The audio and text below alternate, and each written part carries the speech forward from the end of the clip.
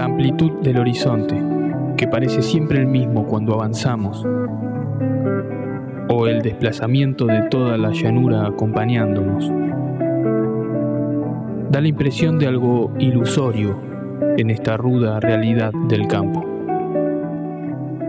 Aquí el campo es extensión, y la extensión no parece ser otra cosa que el desdoblamiento de un infinito interior, el coloquio con Dios del viajero.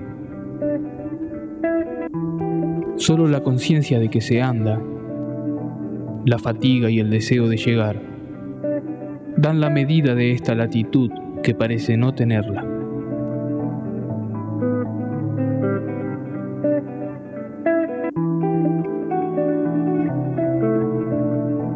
Es la pampa. Es la tierra en que el hombre está solo como un ser abstracto que hubiera de recomenzar la historia de la especie o de concluirla.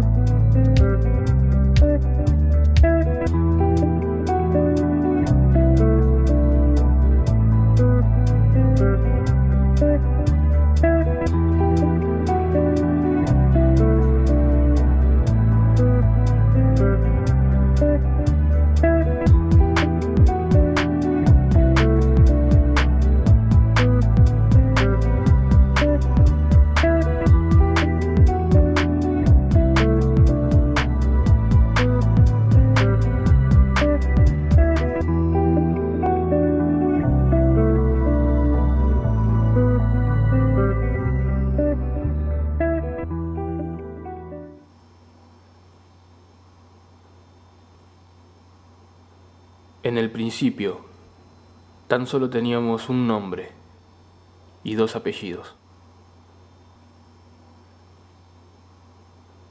Y así empezamos.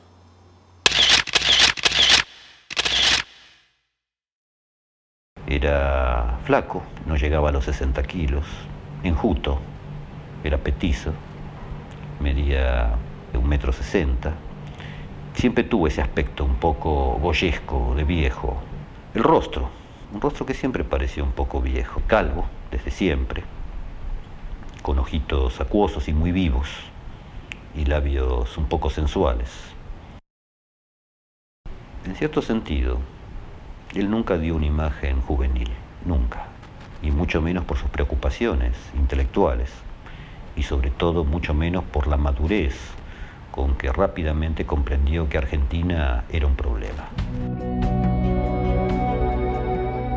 Apenas te distingo, fragmentario de tan lejano y tan pequeño.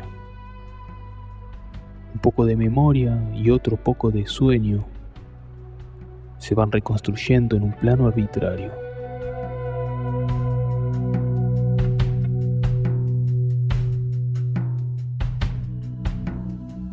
La casa amplia tenía rejas en las ventanas y lunas tras ellas. Después la galería y un tapial erizado con vidrios de botellas.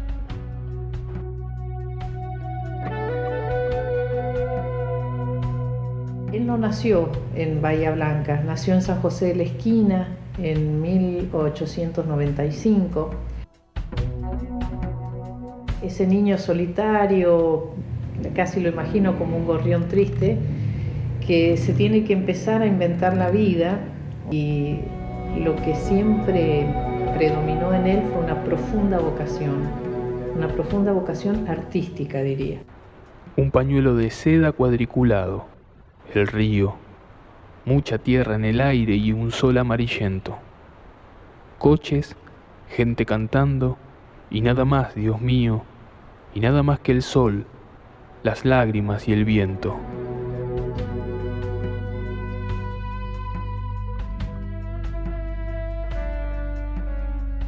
para siempre inmóviles recuerdos tan remotos, que no sé si son míos, si ciertos o de fiebre. Tengo miedo al tocarlos porque casi están rotos, que este se me deforme y el otro se me quiebre.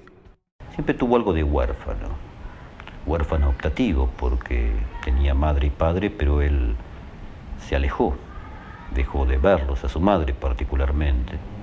Parece haberse criado en una especie de soledad optativa, elegida. Eso ya es un comienzo difícil. Cuando los padres se separan, él se distancia de la madre. De hecho, deja el pueblo de Goyena y va a vivir con una tía en La Plata. La idea era que él siguiera estudiando el colegio secundario y por razones económicas no lo puede hacer, y ahí es cuando él comienza su formación autodidacta. Ese chico que a los 15 años entra a trabajar en el Correo Central y que está educado en un molde muy burgués, entonces hace toda una vida metódica, etcétera, llega a jubilarse en el Correo Central 30 años después. Mientras tanto va haciendo todo una gigantesca labor de autodidacta. Es un autodidacta de los más grandes y esclarecidos que ha dado Hispanoamérica. Tuvo que esforzarse y trabajar toda la vida. Él no fue un escritor rentista, como lo sabía muchos cuando él tenía apenas 15, 18, 20 años y empezó su vida literaria. Muchos escritores eran vástagos de la clase dominante, de la clase alta, y él nunca pudo ser ni escritor rentista, ni tampoco fue un bohemio. Trabajó toda su vida, y no solo en el Correo Central, sino también en La Plata, donde daba clases en el Colegio Nacional de la ciudad, dependiente de la universidad. Por lo tanto, fue un trabajador.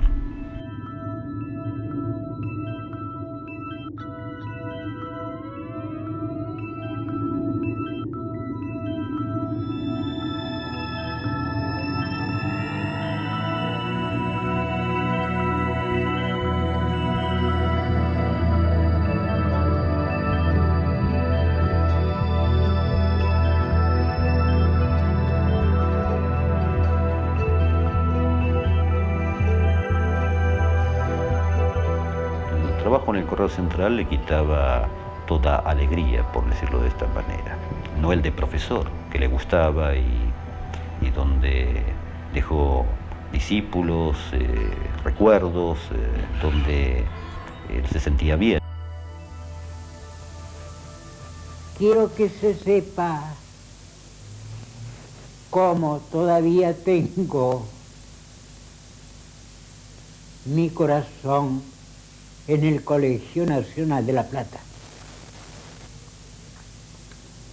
Y entre los alumnos, que hubo muchos brillantes de talento, con grandes condiciones varoniles y humanas,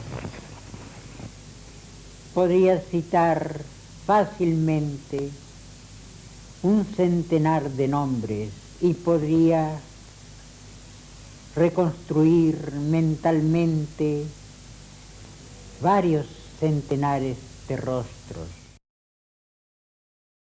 Es decir, que su obra, que es gigante, que es enorme, la escribió robando tiempo a sus obligaciones y a su vida familiar.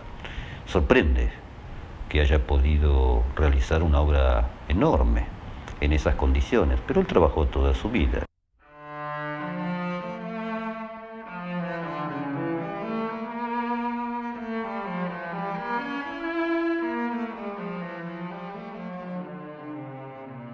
Vivía en la biblioteca meditando.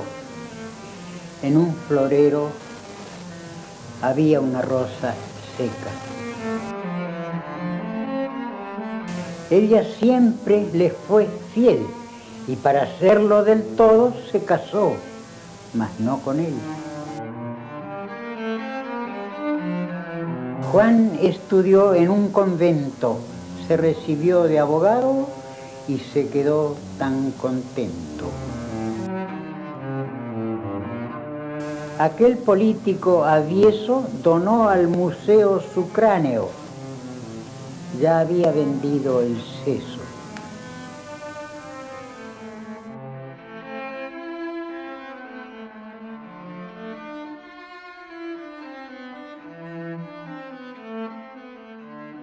Cuando él empieza a escribir poesía, está deslumbrado con Lugones y con ciertos círculos literarios. Comienza vinculado a un pensamiento, si se quiere, más de derecha por esto mismo, ¿no? Porque en realidad lo deslumbraban ciertos personajes a través de su producción literaria.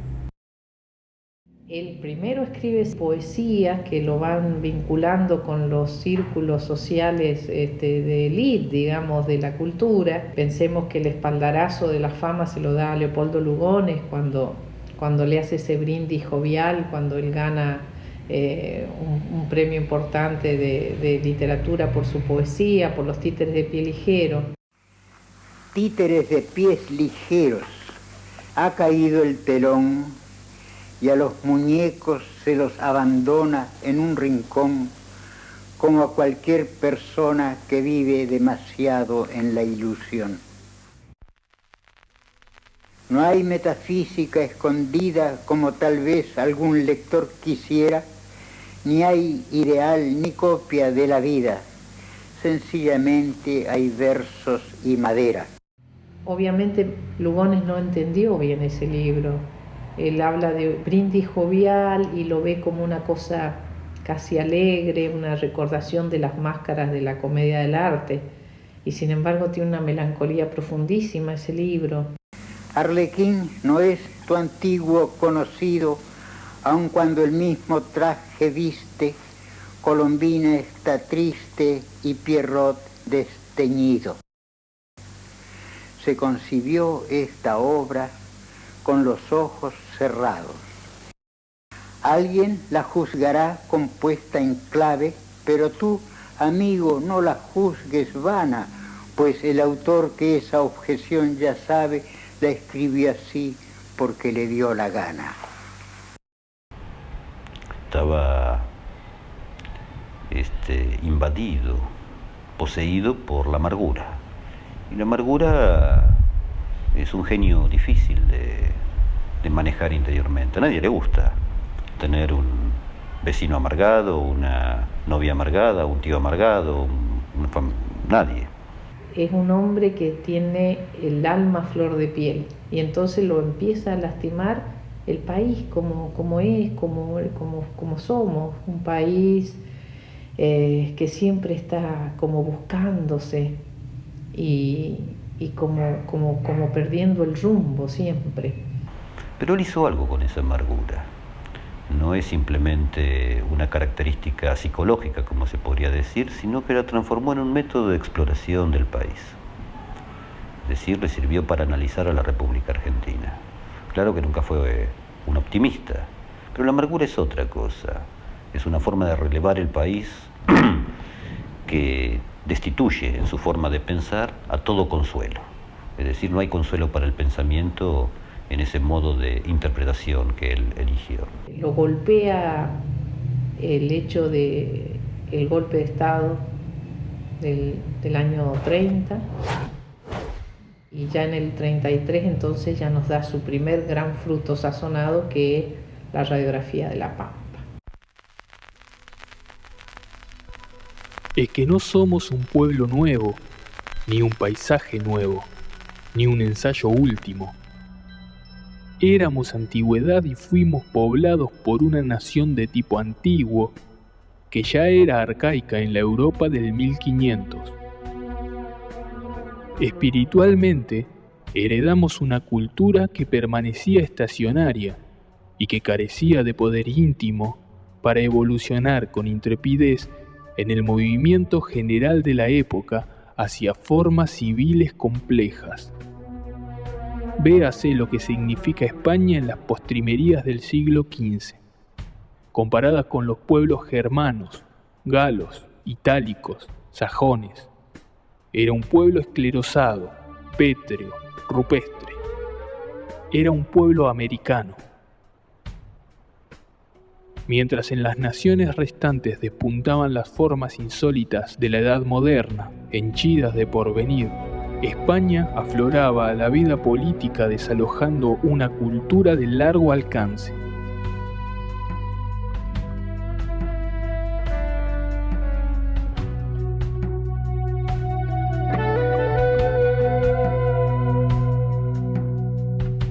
que aún hoy me parece que contiene todo lo que podríamos llamar un pensamiento completo sobre la Argentina. Un pensamiento basado en el juego entre lo visible y lo invisible, un pensamiento territorial, un pensamiento del aparato legal, de la construcción del Estado, como algo que se situaba en rebeldía frente a las fuerzas más vitales o más originales o más oscuras también por el hecho mismo de ser originales. Entonces ese tipo de esquema de revelación de Martínez Estrada, incómodo por supuesto, porque en mi caso cruzaba la carrera de sociología, no había nadie que pensara así, ni se podía pensar así. Además ya había sido condenado por la institución oficial de la sociología, de modo que si bien no estaba prohibido su lectura, era una lectura absolutamente desprestigiada. Bueno, hasta hoy me parece que la radiografía de La Pampa es un libro de una severidad y de una profundidad y de un nivel de escritura desolador. Se le dirá pesimista, como fuera, preferiría calificarlo como desolador. Es decir, aparece la Argentina como una imposibilidad.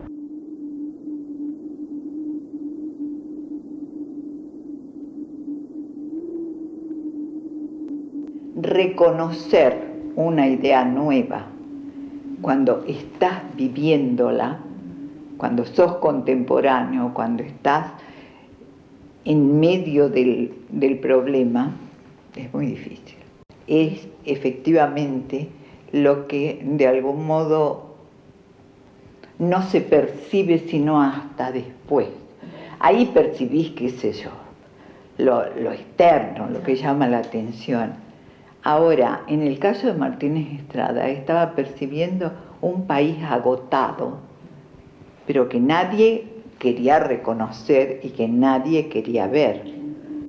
Nunca se comprenderá bien la psicología del gaucho, ni el alma de las multitudes anárquicas argentinas, si no se piensa en la psicología del hijo humillado, en lo que un complejo de inferioridad, irritado por la ignorancia, puede llegar a producir en un medio propicio a la violencia y al capricho.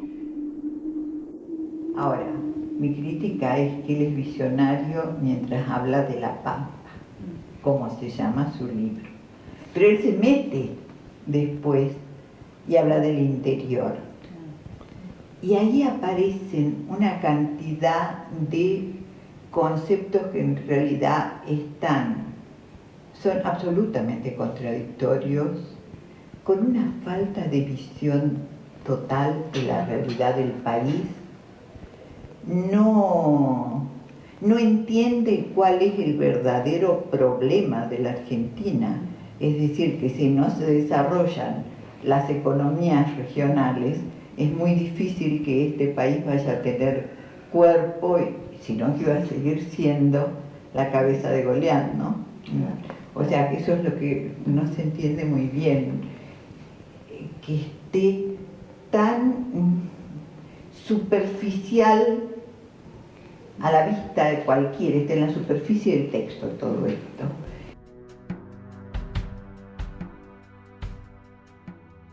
El interior ya está purgado de ilusiones, es el trabajo, la enfermedad, la ignorancia, el olvido. Nada de lo que hay allí nos interesa. Y entonces dice cosas que son tremendamente contradictorias. Lo interior, que es lo que queremos ser, prosigue su vida torácica, pausada, imperceptible.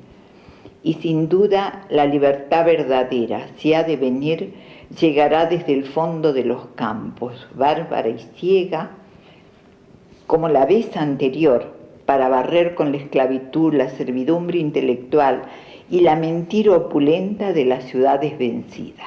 Su fantástico concepto con el cual clausura el libro, que es la barbarie trasvestida de civilización, es decir, esa enorme transfiguración, como diría él, pues su concepto central finalmente es la transfiguración, es decir, la capacidad alegórica de una cosa convertirse en lo otro, pero no en lo otro como diría un filósofo sartreano o un psicoanalista lacaniano, sino es un otro que aparece como una acción que ocurre en el mismo lenguaje.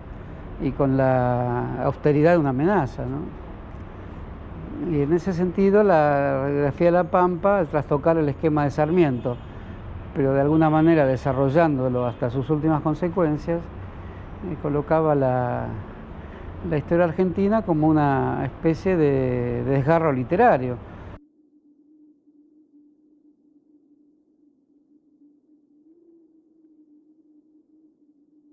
Físicamente era una persona débil, contrastando con su espíritu, con su modo de pensar, violento por momentos, porque era un hombre que conocía la violencia interior.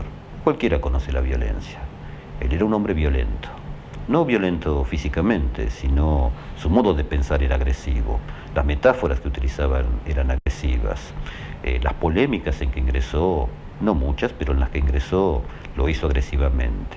Él comprendió que pensar a la Argentina, como cualquier autor que se dedique a pensar a su propio país, significaba tener que luchar contra una costra que toda sociedad segrega para no ser analizada. Él tuvo que luchar contra todos los obstáculos que un país pone para no tener que confesar su propia verdad. ¿Y cuál era esa verdad? Que Argentina tenía cimientos débiles, que Argentina era un país desarraigado, que Argentina era un país con una población que no estaba acostumbrado a grandes esfuerzos, que podía ser destruida con facilidad y quizás no pudiera reconstruirse como comunidad. Empieza a indagar el país y a preguntarse y entonces busca con quién dialogar. Y dialoga con personajes del pasado, fundamentalmente con Sarmiento.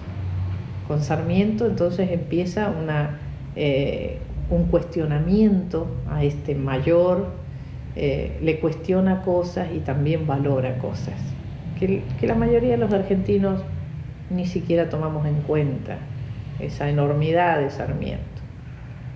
Y entonces le cuestiona, sí, esa modernización feroz que intenta hacer a costa de la vida de indígenas, etcétera, ¿no es cierto? La forma tan espiralada en la que escribe tiene que ver también con la forma en que su propio pensamiento se despliega y cómo, intentando abordar una realidad que le resultaba multifacética, compleja, cambiante, inestable, él hace con su pensamiento eso mismo, ¿no? Trabaja con una espiral permanente buscando abarcar todos los posibles sentidos. Y cuando escribe de la misma manera.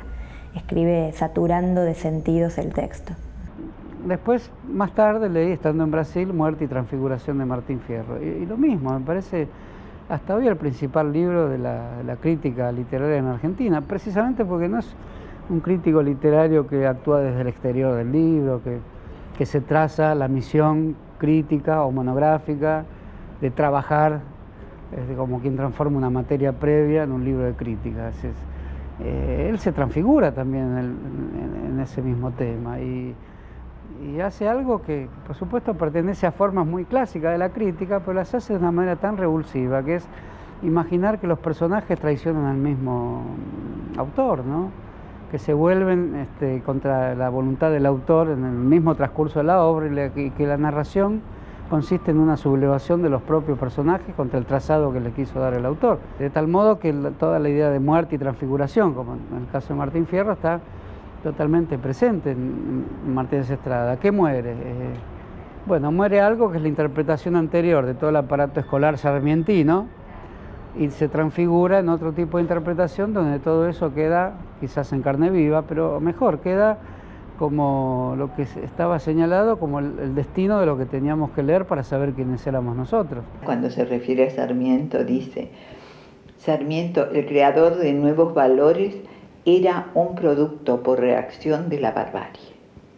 Cuando él escribe Radiografía de La Pampa, el campo dentro de Radiografía todavía es una entelequia para Martínez Estrada, porque él no ha hecho vida de campo. Pero cuando él escribe del campo, en Muerte y Transfiguración de Martín Fierro, ya él ha vivido en Goyena, ha estado viviendo, ha estado esquilando, y creo que eso lo marca significativamente. Toda esa existencia, todas esas búsquedas permanentes en él, creo que fueron haciendo que su pensamiento fuera cambiando radicalmente. Y creo que eso también se vincula con el hecho de no abandonar la poesía, porque en definitiva no la abandona, pero la deja un poco de lado y hace mayor hincapié en su producción ensayística, precisamente porque el ensayo es lo que le permite desplegar todo este pensamiento vinculado con el análisis de la realidad nacional. Y en esa indagación sí entiendo que tiene mucho que ver su vivencia en Goyena.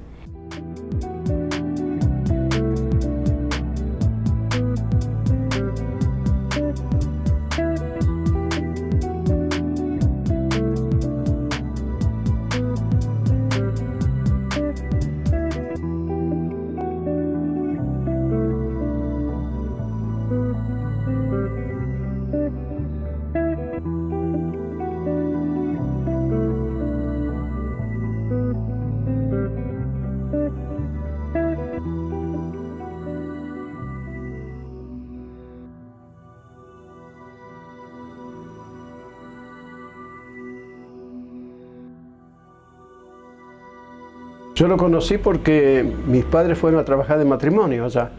Yo era chiquito y mi padre obedecía las órdenes de Antonio Guijarro, que era el que administraba. Y en aquel tiempo tendría 10 años, 12. Y era un hombre muy bueno. Sí, muy bueno era él. No mandaba ni nada, solamente se dedicaba a las órdenes que le decía Guijarro.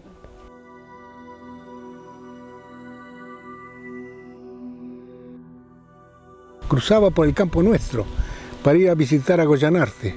Claro, como nosotros ya conocíamos el auto, mira, ahí viene Estrada. Y nosotros, para que no tuviera que bajarse, íbamos y le abríamos las tranqueras de los corrales. Y él a veces paraba a conversar. Tenía un forocho negro de 2 puertas y venía. Después nosotros sabíamos ir al campo de él. El encargado que tenía era un matrimonio, ¿no? Y tenía un hijo que era de la edad nuestra. Y como íbamos al colegio juntos, a caballo, después en las vacaciones íbamos a visitar, ¿no?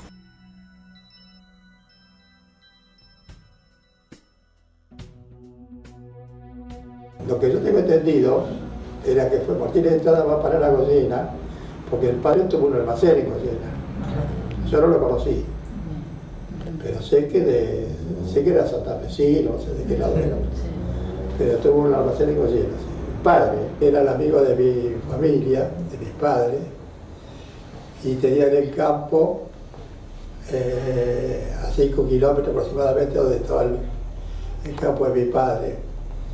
Y él pasaba, cada vez que pasaba al pueblo de Goyena a hacer sus compras y esas cosas, entraba a la casa a saludar, y muchas veces se hacían asados, fiestas, y venía. Tanta era la amistad que en el año, yo no sé exactamente, pero me parece que en el año 37, él me lleva a Buenos Aires por motivos de salud, dado que yo era muy delicado, en fin, había tenido enfermedades, había nacido en el campo. Muy sencillo, muy atento, así para conversar con él. No parecía un escritor. Vos hablabas con él y era un señor común, ¿eh? Pero ya te digo, mira, se paraba a hablar con nosotros ahí, a conversar.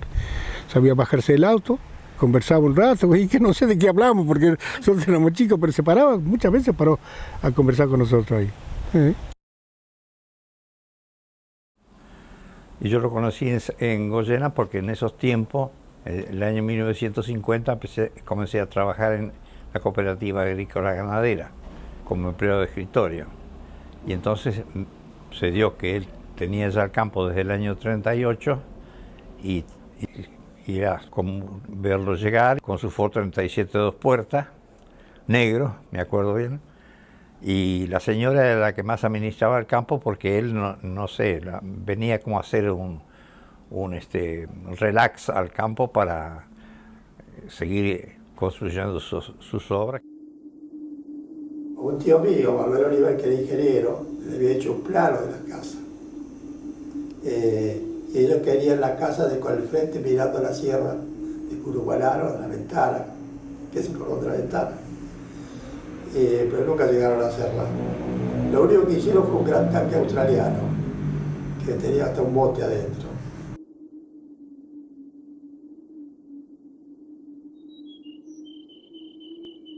Tenía muchos pájaros, tenía una jaula muy grande, pero tenía pájaros comunes, gorriones, cabecitas negras, tordos, pecho colorado, tenía todo mezclado, pero yo no sé, debía jugar mucho con los pajaritos porque los tenía muy mansitos. No podía ver que uno usara una onda, se enojaba por los pajaritos, porque ella los tenía maestrados los pajaritos. Ella tenía pajaritos gorriones, mixtos, todo eso, y tenía un alambre en la pieza y andaban arriba del alambre. Y los llamaba y todo el día andaba con los pájaros arriba al hombro. Sí, sí.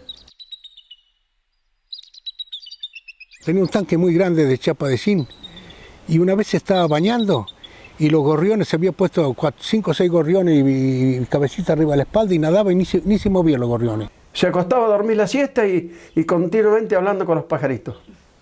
Sí.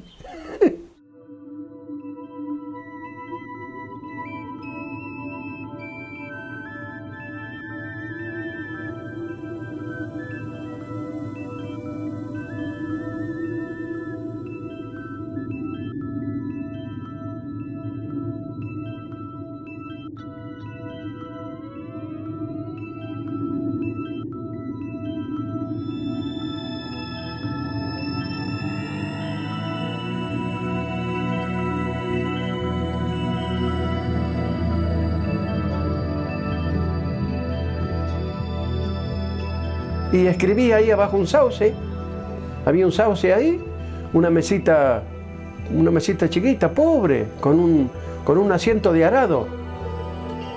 Tenía un asiento de arado y tipo cuando tenía los esquiladores le ponía una bajera ahí arriba y ahí escribía él.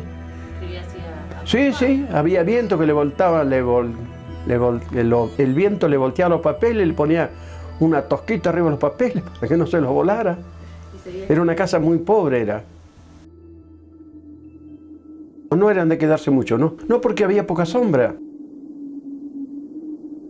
Y esos ranchitos viejos tenían pocas ventanitas chicas, puertas de rancho. Nosotros tuvimos como 3 años, 4 estuvimos ahí.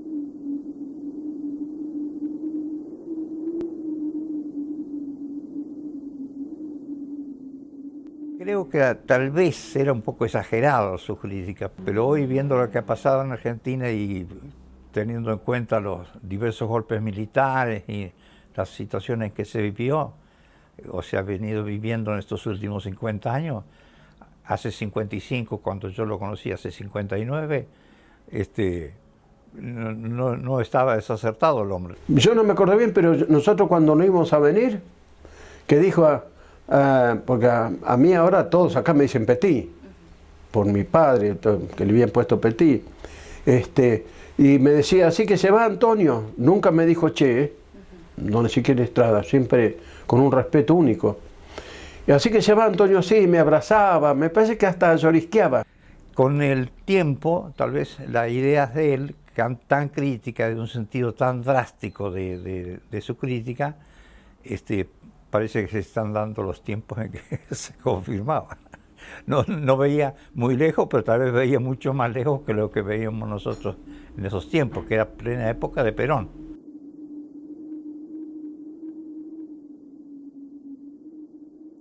Le dice, don Ezequiel, le dice, don Tom, ¿por qué no me ata al sur? Que se había dado la vueltita yo por ahí. Y el caballo era mansito, pero lo que había y viejo era, pero lo que había engordado parecía un potro. Y empezó el caballo a dar y a trotear, y no sé, no lo podía parar. Y no sé por qué causa fue que mi viejo le dijo, métalo en la tierra arada. Y lo metió en la tierra arada al sulky. Pobre, no, ni sabía manejar un sulky.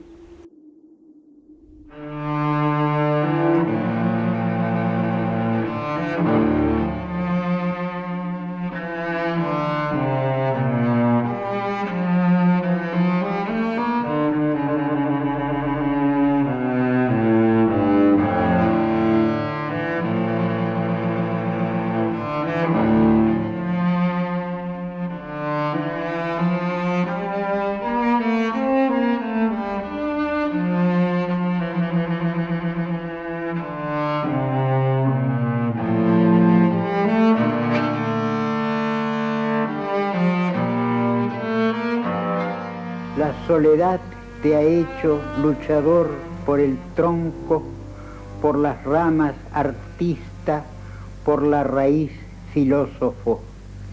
El árbol más potente es el que está más solo.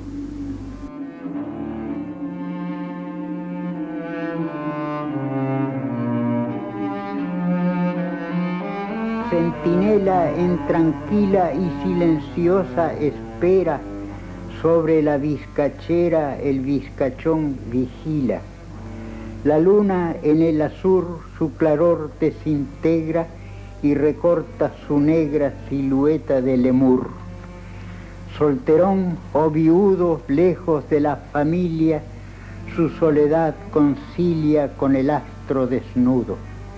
O bien la noche pasa en inútil espera del hijo calavera que se le fue de casa. Filosofa un momento sobre su triste vida y le rompe enseguida su pensamiento el viento. A veces se atormenta meditando en la muerte cuando la luna inerte se enfría en la osamenta. Sus ensueños derrumba la aurora que se enciende y como vive en duende vuelve a su catacumba. Martínez Estrada tiene en la mayoría de las fotos un gesto bastante adusto y las fotos del campo son significativamente diferentes porque primero que está totalmente liberado en esas fotos, ¿no? Hay una foto que a mí me encanta, que es una foto donde él está tirado en la paja durmiendo la siesta y está completamente entregado a la naturaleza, es parte de esa naturaleza. Y esa foto es muy contrastante con otras fotos que puede haberse tomado en esta misma casa, ¿no? La sonrisa que él tiene en las fotos del campo es una sonrisa limpia, amplia. Y cuando uno lo ve en esas fotos en el arado o cuando lo ves en las fotos donde está esquilando, que realmente, o sea, hay que descubrir en esa foto que es Martínez Estrada, porque está vestido de bombacha de campo, tiene una boina, tiene lana hasta acá arriba y está entregado a esa tarea.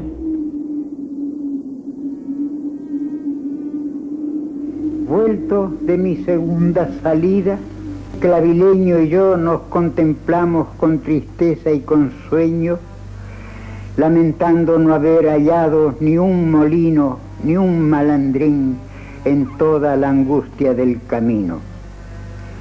Ahora mi nefelíbata de tablas y clavijas se queja porque el viento le ríe en sus rendijas y se quiere morir por si la primavera puede poner florida su carne de madera.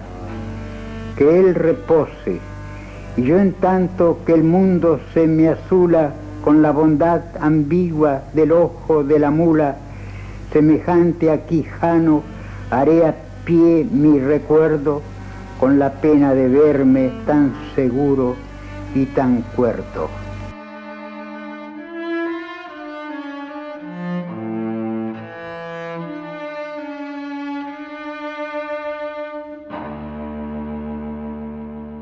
Tenía males, enfermedades, particularmente una tremenda enfermedad que lo tuvo 5 años postrado en camas de hospitales, una enfermedad de la piel, una suerte de psoriasis, que en griego quiere decir sarna, es decir, una enfermedad ignominiosa, vergonzosa y sobre todo dolorosa y mortificante, de la cual salió.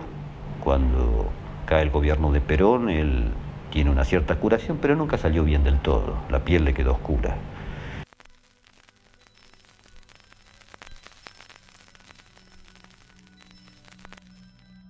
También su postura con respecto al peronismo es compleja. Su libro, ¿Qué es esto?, es un ataque en toda la línea a Perón y al peronismo. Cualquiera que lo lee se va a encontrar con un repertorio de sapos y culebras. Es un libro tormentoso, tremendo, anárquico también, escrito todavía cuando él estaba un poco enfermo, violentísimo. Y sin embargo, se nota que él considera al peronismo un adversario muy superior y mucho más importante que los que lo van a suceder. es decir, los viejos partidos políticos, radical, socialista, conservador, demócrata, cristiano, que estaban en la oposición y que estaban en ese momento aliados con los militares que habían dado el golpe de Estado. Y él se da cuenta que estos nuevos personajes son liliputienses, así los llama. Perón era un gigante al lado de estos enanos. Era un gigante problemático, pero era un gigante, eso lo reconoce. Perón puede ser considerado como un pantógrafo que presentó mucho más visibles que nadie las cualidades medias del político común. No tuvo talento, pero lo suplió muy talentosamente con otras cualidades. Muchos de sus opositores hubieran querido alcanzar su popularidad y hasta poseer algunas de las cualidades positivas de político de gran escuela. Al irse nos ha dado más que la impresión cabal de su estatura superior a la normal, la de la pequeñez de sus rivales y enemigos. Ahora parece el nuestro, el que él abandonó, un país de liliputienses. Antes parecía un país de cuatreros. Leí después, cuando volví a la Argentina, el qué es esto, y también me pareció una de las más profundas comprensiones del peronismo. Dije esto a muchos amigos y claro, no resiste mucho esa frase, porque está lleno de enjuiciamientos durísimos al peronismo. Parece el libro más antiperonista de toda la historia del país, de la historia del peronismo, y el libro que llega a decir, tenemos peronismo para 200 años, como una suerte de lamento último. O Perón era alguien que invitaba a salir a la calle con ametralladora para matar obreros. Bueno, no dice esa frase, pero usaba pistolas automáticas y lanzadores de gas, como si fuera un personaje artiano contra el proletariado. Bueno, dice esas frases que están en la superficie del texto, pero el texto tiene tantos planos de interpretación que se va transfigurando también, y esa transfiguración lo lleva a comprender muy profundamente el peronismo. Perón redujo a la impotencia a los partidos políticos, a la mendicidad y al silencio. Y desde 1943 llevaron vida clandestina, sin altivez, aun cuando no se arrastraron a los pies del dictador. Pero, ¿qué hicieron cuando disfrutaron de libertad de propaganda y de acción? Corromper al pueblo y hurtar de las arcas fiscales como rateros nocturnos y no como grandes señores delincuentes. ¿Qué hacen y qué harán los partidos políticos que tienen los mismos programas de hace más de un cuarto de siglo, los mismos líderes de hace más de medio siglo, las mismas ambiciones de hace más de 20.000 años?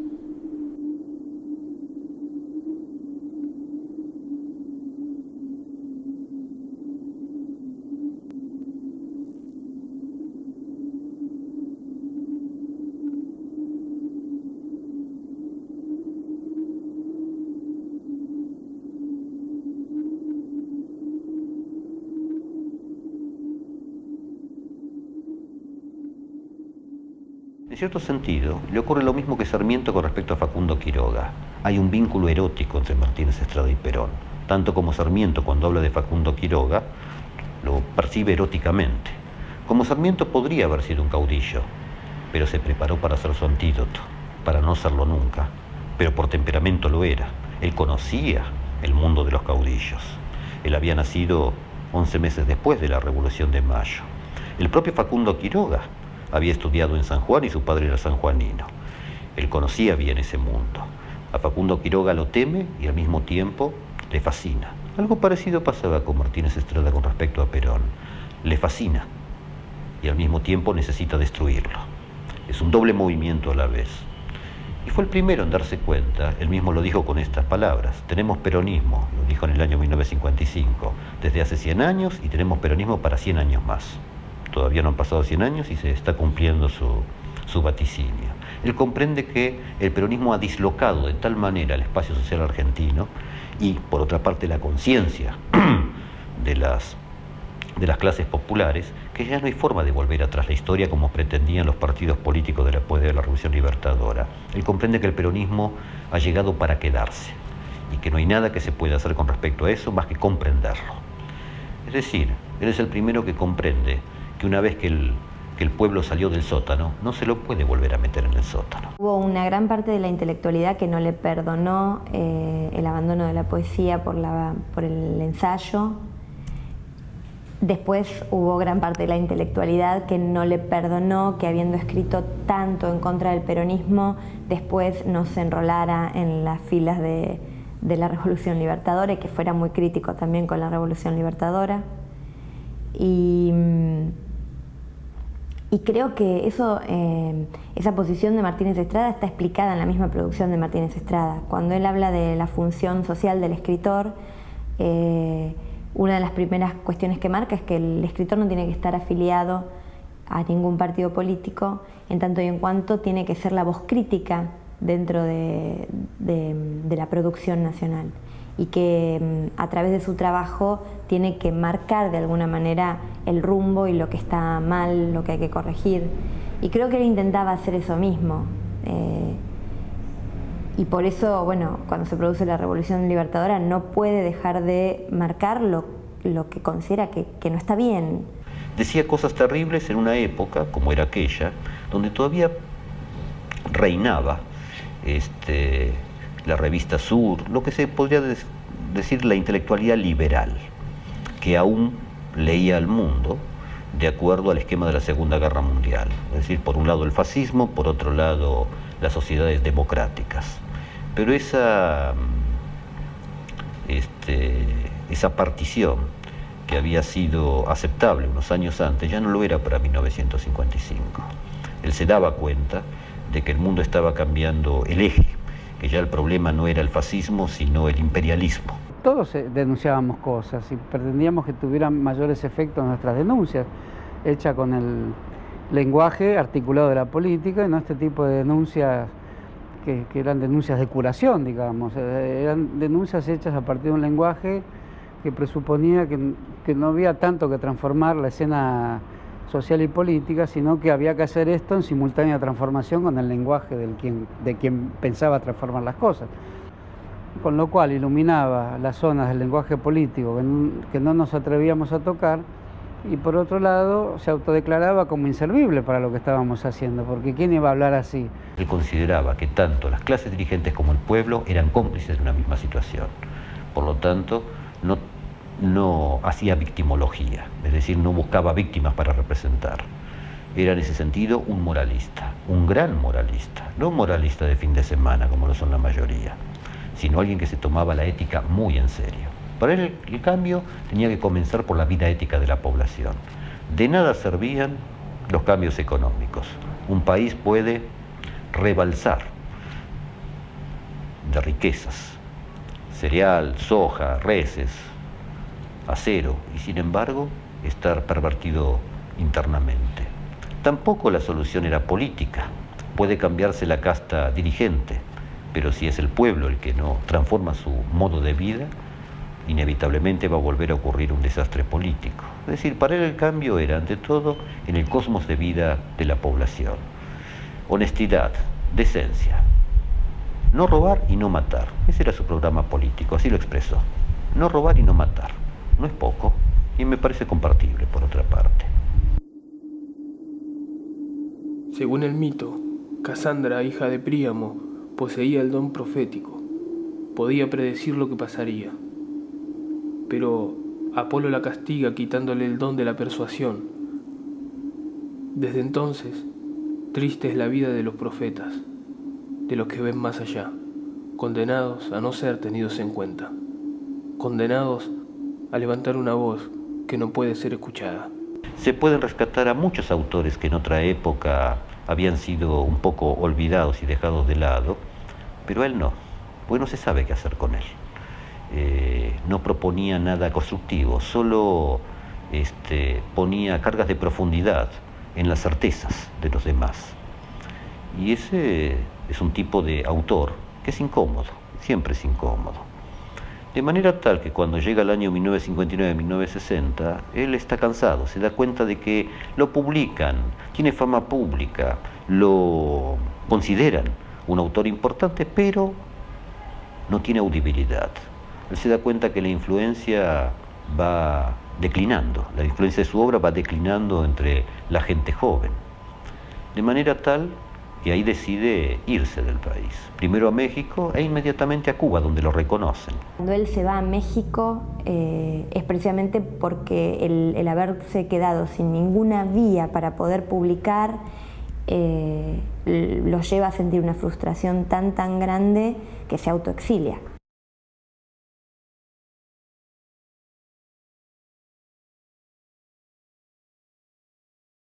Conocimos a Martínez Estrada en época en que vivíamos en México y pertenecíamos como funcionarios a la Embajada Argentina en México.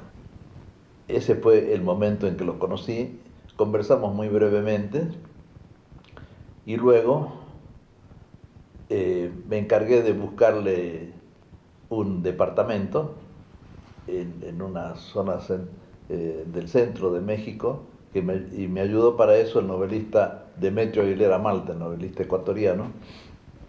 A partir de ahí sí nos frecuentamos bastante, de manera que siempre me es muy grato recordarlo, a pesar de que no era un hombre fácil Martínez Estrada.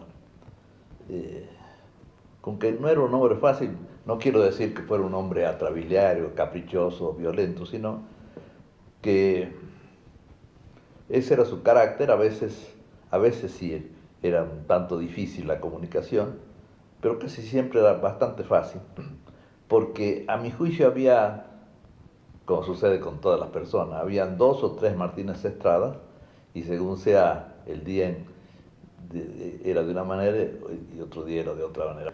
Se le estaba por terminar el permiso de residencia en México. Entonces fui a verlo y me dijo algo que tenía razón: de ninguna manera voy a hacer ningún trámite yo, eso lo tiene que hacer la universidad, que fue quien me contrató a mí. México había expulsado a Rómulo Betancourt, el novelista venezolano, que además había sido presidente de Venezuela, porque se negó como el caso de Martínez Estrada, a hacer los trámites para pedir la permanencia. Y entre el séquito del presidente de México, que entonces era el licenciado López Mateo, vino su ministro del Interior, secretario del Interior, Luis Echeverría, que después de un tiempo fue también presidente de México, y me dijo: mire, ¿usted tendría inconveniente en ensuciarse los dedos con tintura? No, le digo, ¿pero de qué se trata? Casi de inmediato llegó un funcionario con unas planillas, me entintó los dedos y dijo: bueno, mañana o pasado esto estaría completo. Efectivamente, a los 2 días el licenciado Echeverry me mandó el permiso de residencia actualizado y se lo llevé yo a Martínez Estrada, a su casa. Y le dije: acá está don Ezequiel. Y me dice: ¿ha visto? Hay que darle un ejemplo a estos burócratas. Hay que ponerse firme y al último ceden. Nunca se enteró de que las impresiones digitales habían sido las mías. Por un momento fui yo Martínez Estrada. Era muy afectivo, lo mismo con ella. Siempre, yo los veía como un equipo, realmente, ¿no? Es decir, esas cosas que en ese momento las das así medio por sentadas, que tenían muchísimos años juntos, yo no recuerdo cuántos, pero muchos, pero que cuando pasa el tiempo uno se da cuenta lo difícil, lo costoso que es haber construido esa relación, que se la veía tan sólida, miraba con una sonrisa muy pícara y decía: ahora estoy volando fuera de la jaula, alguna vez tendré que volver a la jaula, Sí. pero por ahora, ¿quién me saque este vuelo? O sea, y los ojitos le brillaban, y era muy pícaro, pero a la vez muy tierno esto, ¿no? Una cosa que en realidad, en el fondo, amaba su país, su lugar. Tampoco quería firmar las planillas con el pago de las mensualidades de sueldo y nadie podía hacerle entender que era realmente una especie de modalidad burocrática también, pero no, yo no voy a firmar nada si no me dan simultáneamente el dinero a mí. Pero le digo, además no va a ser dinero, va a ser un cheque, se lo van a depositar en su cuenta. De ninguna manera, yo no tengo cuenta en los bancos. Y bueno, al último logró que viniera el pagador con el dinero en efectivo y se lo pagara, porque si no, no lo recibía. Era un hombre así bastante atrabiliario, pero en el fondo de ese atrabiliarismo, digamos, tenía razón, ¿no?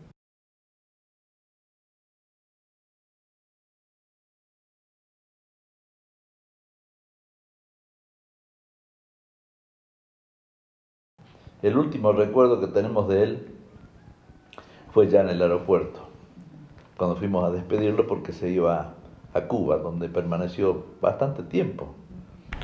Es en ese momento cuando se produce la máxima izquierdización de Martínez Estrada.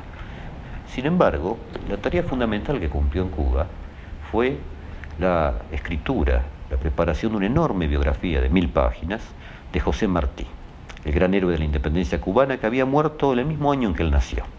Libro sobre un autor que en Argentina nunca fue del todo considerado, ¿no? Hasta el día de hoy, no es un autor que esté en la agenda de los intelectuales argentinos, pero él descubrió que era el más grande de toda América, el hombre más grande de toda América. Me dio un poco de pena en el sentido que se sentía poco leído para los jóvenes de los 60, se sentían abandonados por esos jóvenes y sentía que podía ser leído en Cuba, que había ido a Cuba, que Guevara, en una escena que él cuenta en su libro sobre Cuba, le alcanza una silla para asistir a un acto en la Plaza de la Revolución y él escucha, se siente ese maestro con un gran reconocimiento que no tenía en la Argentina.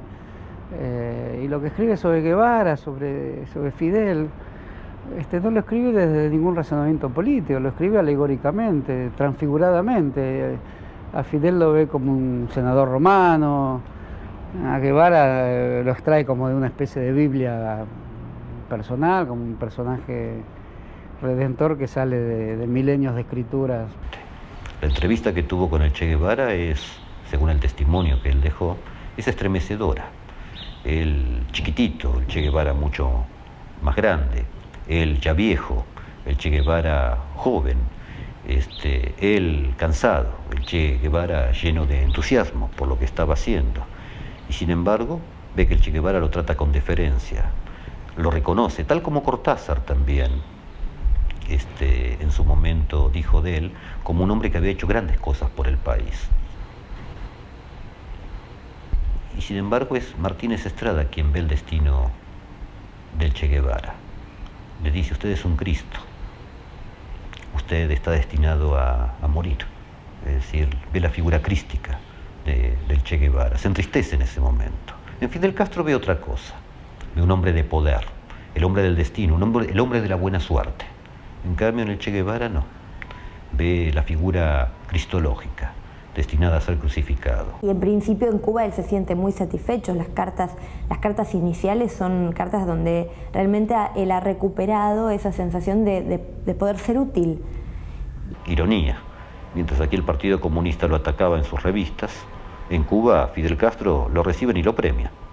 Y toman mate con el Che Guevara. Y acá no entendían nada. ¿Cómo? Este viejo, que era un conservador, resulta que allá el Che Guevara le importa. Es que, como de costumbre, la izquierda estaba desfasada y no veía lo que él sí veía. Y me acuerdo que una vez le pregunté yo al embajador cubano, que era muy amigo nuestro en ese entonces, el embajador cubano, que era de la vida de Martínez Estrada, y me dijo, está chocho, anda con una guayabera floreada por el malecón.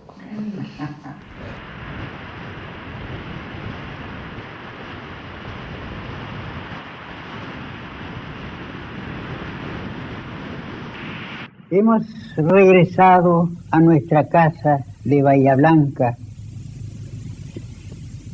a sentir juntamente el clima inhumano de estas regiones del sur, de la soledad y de la vejez, en estos días tan tristes del atardecer, esos recuerdos se van irisando, dejando caer el follaje caduco para conservar solamente el fruto y muchas veces la flor.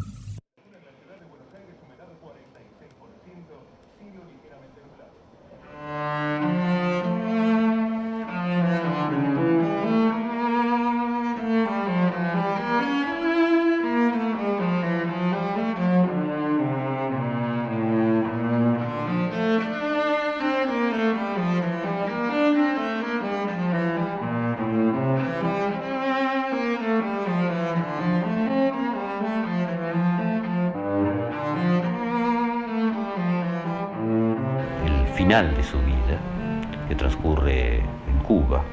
Si bien muere en Bahía Blanca y pasa ahí un tiempo, él ya vuelve muy deteriorado, muy cansado, muy desolado, es decir, sin ganas ya, viejo. Aunque viejo fue siempre, ya desde joven, es decir, como esas personas que tienen desde muy pequeños una clara conciencia de la amargura del mundo.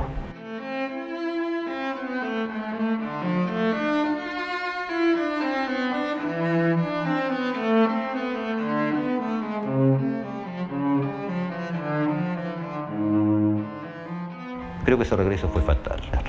Imagínate, de Cuba a Bahía Blanca, es decir, no había nada en Bahía Blanca. Mejor dicho, lo que había no le gustaba. De manera tal que ese regreso, en mi opinión, fue fatal para su salud. Terminó matándolo, envejeciéndolo rápidamente. Mientras en Cuba estaba activo, estaba vivo, tenía una causa por la cual luchar y en la cual él creía en ese momento.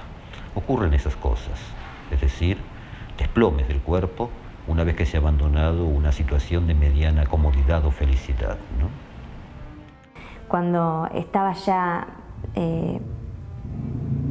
casi muriéndose, hay cartas fechadas un mes antes de morir donde él dice que se está muriendo y que lo que lamenta es que no va a poder terminar de escribir el Martí que estaba escribiendo.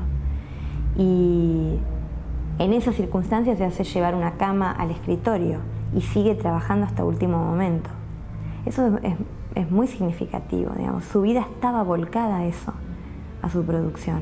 Libros que están editados en la década del 60, es más, Radiografía de la Pampa, nomás en el 33, tiene valores perdurables.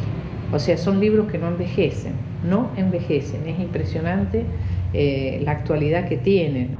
Esta sensación de ser una lectura de carácter utópico, es decir, algo que incomoda en su propia noción del lugar, la tuvieron muchas personas. Me di cuenta después que leerlo así era la forma en que Martínez Estrada ingresaba al elenco de lecturas en Argentina. Aparte ha escrito esos libros en una manera en que así como él dialogó con los mayores, uno siente que está dialogando con uno hoy. O sea, es un hombre que escribió en una circunstancia de espacio y tiempo, pero con una proyección a futuro muy grande, o sea que esos libros son actuales. Sus contradictores, sus enemigos, sus adversarios, los críticos literarios, todos ellos son hoy olvido. Son citas al pie de página en las historias de la literatura, o peor, no son ni siquiera eso, son polvo. Ya no existen más. Él sí, hoy él sigue vivito y coleando, porque Martínez Estrada se los puede leer como si hubiera escrito sus libros la semana pasada, es decir, están vivos. Lo acusaron de fatidista, lo acusaron de telúrico, lo acusaron de irracionalista, de alarmista. Hoy vemos que todo lo que dijo se fue cumpliendo. Por eso cuando lo acusaron de profético, en forma despectiva, no lo estaban injuriando. Profeta no es el que adivina lo que va a pasar. No, profeta es el que ve que los síntomas de un mal, si no se tratan, pueden llegar a crecer, a aumentar, de tal manera que se transforma en una sintomatología y al fin ya no hay forma de solucionarlos. Eso es el profeta.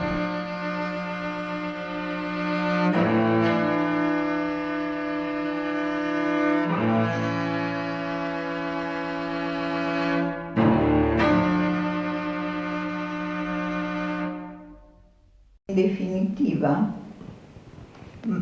más atrás de eso, uno se da cuenta que realmente era un visionario, realmente era un visionario en ese momento. En gran medida los que pronosticaron que esta lectura quedaba olvidada por los nuevos planteos del conocimiento que obedecían a otras lógicas, fueron estas las que fueron olvidadas. Pero Martínez Estrada sigue vivo, sigue en un plano de encuentro inesperado con los lectores contemporáneos.